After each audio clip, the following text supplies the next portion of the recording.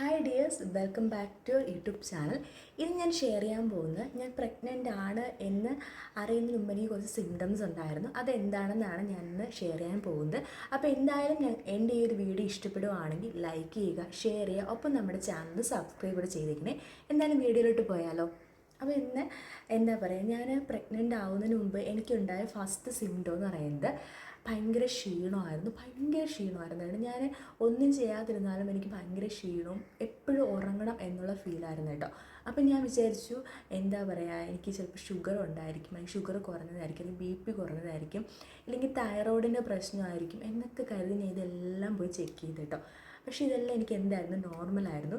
പിന്നെ ഞാൻ അപ്പോഴും കരുതുന്നില്ല ഞാൻ പ്രഗ്നൻ്റ് ആണെന്ന് ഞാൻ കരുതുന്നില്ല കേട്ടോ. പിന്നെ എനിക്ക് എന്താ പറയുക, പീരീഡ്സ് സാധാരണ എനിക്ക് അന്നത്തേക്കാളും സാധാരണ എനിക്ക് ഡിലേ ഉണ്ടായിരുന്നു. മുമ്പും എനിക്കിതുപോലെയൊക്കെ ഡിലേ ഒക്കെ ഉണ്ടായിരുന്നു. പക്ഷേ ആ സമയത്തൊക്കെ ഞാൻ കാർഡൊക്കെ ടെസ്റ്റ് ചെയ്തപ്പോഴത്തേക്കും നെഗറ്റീവായിരുന്നു. അപ്പം ഞാൻ വിചാരിച്ചു അങ്ങനെയൊന്നും ഉണ്ടായിരിക്കില്ല, പ്രഗ്നൻ്റ് ആയിരിക്കില്ല, അങ്ങനെയൊന്നും ആയിരിക്കില്ല എന്ന് വിചാരിച്ചു. അപ്പോഴെനിക്ക് രണ്ടാമത്തെ സിംറ്റം വരുന്നത് ചെസ്റ്റ് പെയിൻ ആയിരുന്നു. സാധാരണ ചെസ്റ്റ് പെയിൻ സാധാരണ എനിക്ക് പീരീഡ്സ് ആവുന്നതിന് കുറച്ച് ദിവസം മുമ്പ് വരാറുണ്ട്. അപ്പം ഞാൻ വിചാരിച്ചു എനിക്ക് പീരീഡ്സ് വരുമായിരിക്കും, എനിക്ക് സാധാരണ ഡിലേ ഉള്ളതാണ്, അപ്പോൾ ഇപ്പോഴും എനിക്ക് ഡിലേ ആയിരിക്കും, വെയിറ്റ് ചെയ്യാമെന്ന് കരുതി ഞാൻ അങ്ങനെ ഇരുന്നു.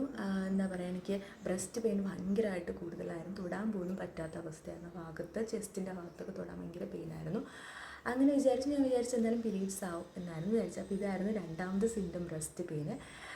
പിന്നെ എന്താ പറയുക, എനിക്ക് ഭയങ്കര ഫുഡിനോട് ഭയങ്കര ചില ഫുഡ് കഴിക്കുമ്പോൾ എന്തോ ഒരുമാതിരി പോലെ എനിക്ക് തോന്നുമായിരുന്നു. അപ്പം ഞാൻ വിചാരിച്ചു ഫുഡിൻ്റെ പ്രശ്നമായിരിക്കും.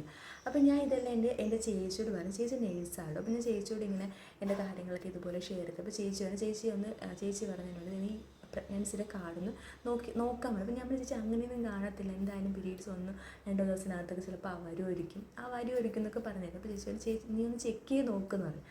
അങ്ങനെ ഞാൻ എന്ത് ചെയ്തു, പിറ്റേ ദിവസം പറഞ്ഞതിൻ്റെ അന്ന് തന്നെ പോയി പിറ്റേ ദിവസം ഞാൻ ചെക്ക് ചെയ്തപ്പോഴത്തേക്കും പോസിറ്റീവായിരുന്നു. അപ്പോൾ സത്യം പറഞ്ഞാൽ ഞാൻ ഞെട്ടിപ്പോയത്. കാരണം ഞാൻ ഇതൊന്നും വിചാരിക്കുന്നില്ല, ഞാൻ പ്രഗ്നൻ്റ് ആവുമെന്നോ അങ്ങനെയൊന്നും ഞാൻ വിചാരിക്കുന്നില്ല കേട്ടോ.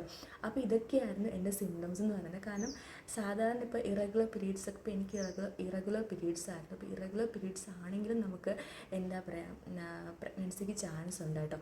അപ്പോൾ എന്തായാലും ഇങ്ങനെയുള്ള എക്സ്പീരിയൻസ്, എനിക്ക് ഇങ്ങനെയുള്ള സിംറ്റംസാണ് വന്നത്. അപ്പോൾ നിങ്ങൾക്കിങ്ങനെ പ്രഗ്നൻസിക്ക് എങ്ങനെയുള്ള സിംറ്റംസാണ് ഉണ്ടായിരുന്നത് ജസ്റ്റ് ഒന്ന് കമൻറ്റ് ചെയ്തിരിക്കണേ. കാരണം എന്ന് വെച്ചാൽ അത് ഒരുപാട് പേർക്ക് യൂസ്ഫുൾ ആയിരിക്കും. കമൻ്റൊക്കെ നോക്കുന്നവരാണെങ്കിൽ ഈ പ്രഗ്നൻ്റ് ആവാൻ പോകുന്നവർക്ക് ചില സിംറ്റംസൊക്കെ നോക്കുന്ന ആൾക്കാർ കാണും.